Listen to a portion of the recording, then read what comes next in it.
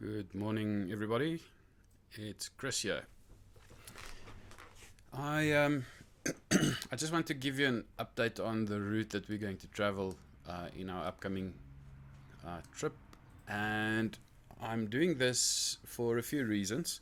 I've been speaking to local guides in the area that I know, that's given me some options, and I also know that there are some of you guys that would like to tow something. And Van Pass and towing is not two things that are compatible.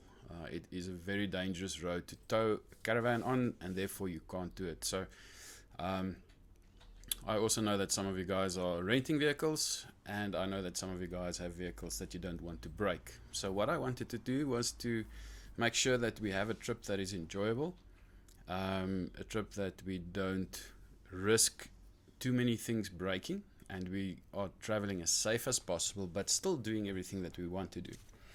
So I have a slight route adjustment that I'm going to suggest, which would enable people who want to tow.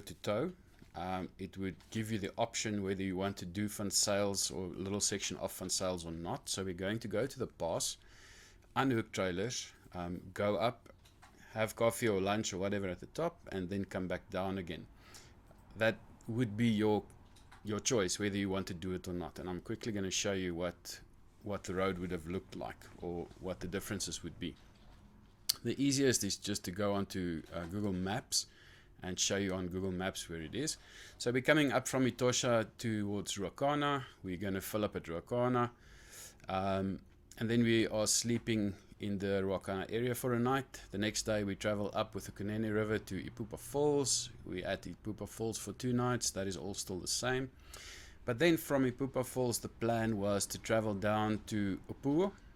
Opuwo is the last place that we can get fuel and food. So there's the supermarket, there's a fuel stop.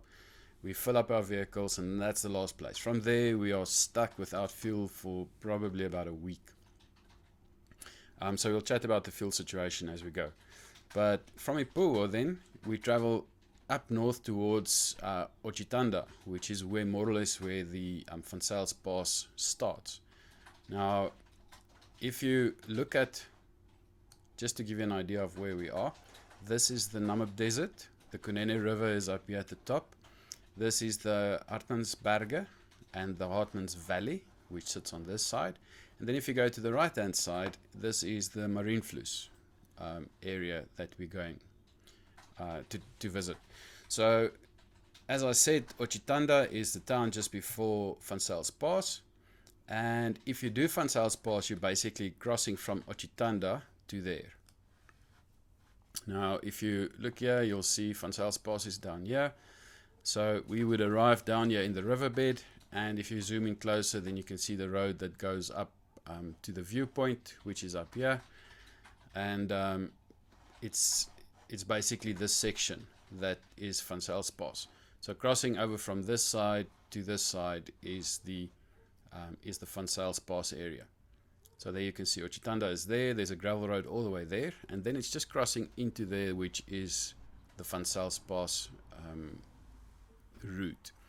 Now there is a route that is more friendly towards caravans, and I'm suggesting that we do that route. So this is Van Sales. You saw it just now, it was shown there. Van Sales is up there.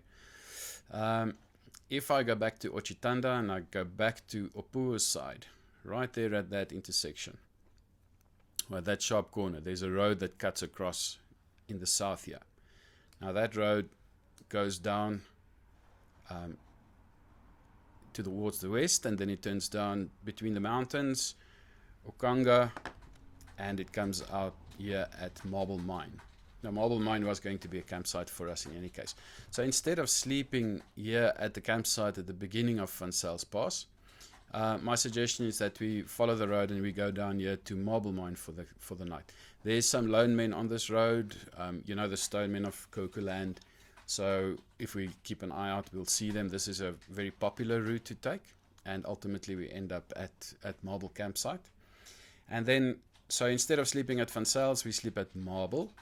The next night we still sleep at the same campsite at the Kunene. So what we'll do is we'll go up the Marienfluss, We'll unhook caravans, go up Van Pass, come back down again, rehook the caravans, and travel further north until we get to the Kunene for our campsite. And then we'll follow the same road back. Not the same road, it's a different road, very nice route on this side of the Marienfluss, and all the way down to Red Drum, and then around to where are we? We're coming around to Oropembe on this side. Now, instead of going back to Marble Campsite that the itinerary says, we just go this side. So Marble Campsite is here. Marble Campsite is over here. We're going up, then do Van Pass, then Kunene River. So that's one day. And then we come back down again on the other side of the Fluss. And we are heading towards Oropembe, but we use this side of the mountain. So we do both sides. So it's up on this side, turn around and back down through the drums or past the drums and down to Oropembe on this side. And then we are going to do a bush camp. So this night is going to be a wild camp night. You have to have your own water, a little spade. If you need to do a number 2 in the veld, then that's going to happen there. And it will be a very nice experience. The alternative is just to go back on the same road to Marble Camp, which I don't really want to do because we've just been there. So the idea is then to come back to Oropembe on this side. There's a recognized road that I've traveled before a few times. There's roads on both sides of this mountain. So we'll come back, we'll do a bush camp here. And then the next day we will head further down towards Puros. But we're not going straight to Puros. That's quite a quick road. That'll only take us about 2 hours.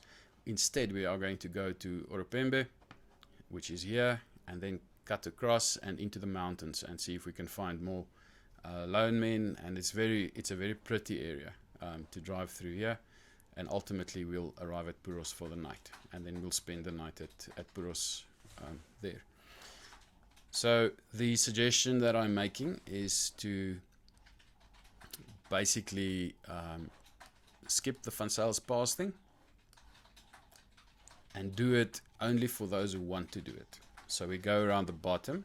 We still have a very nice drive. We go around the bottom, and then here we will stop for lunch. Go up Van Zyls. You can go as far as you want to, as far as you feel comfortable, and then stop there, go back down again. And once everybody's had their fill of a little bit of 4x4 driving, we'll set off towards the Kunene River and camp here for the night. The next day we go on this side of the mountain, this little mountain. We go on this side. It's a very different experience, and you'll enjoy it. So I think that it sort of covers everybody who wants to do it. Reasons for that is Van Pass are renowned for cutting tires. I've lost a tire on Van Zyls. I know a few people that has, and it's one of those risks that you can cut the tire anywhere in Namibia, but on Van Zyls it just seems to happen a little bit more. Second thing, you cannot tow a caravan down Van Zyls Pass. If it's been done before, it's at great risk. A trailer, yes, you can probably do it because it's lighter. It's very important that your towing vehicle is much heavier than what you're towing, because that caravan is going to push you down the pass. So I would not do a caravan down Van Zyls. I think that the risk is too high. But if we don't cut across here, we just go the fish loop or the fishhook loop down to the bottom, then we can do caravans and a trailer and enjoy it. Still remember, these roads, this whole Kahukuland is bad as road conditions go. They are very corrugated but drivable.